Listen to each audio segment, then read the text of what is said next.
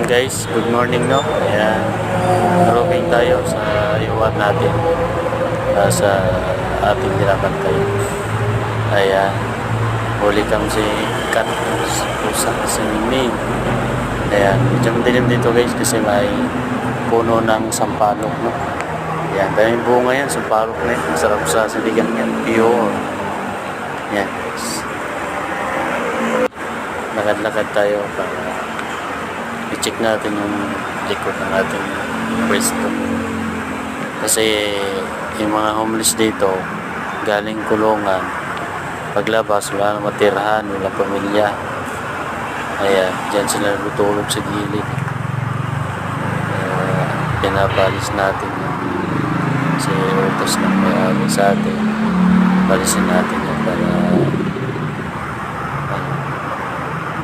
malinis din yan kasi dyan natin tumatay yung mga yan, may mabaho na yung guys. Sunod lang tayo sa utos na papasahod dyan. Yan, i-clear natin yung area.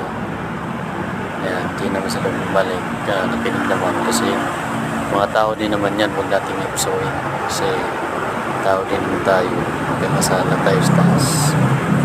Yan guys, yun tingnan mo, walang kataw-tao. Madaling araw na kasi guys, stress na madaling araw.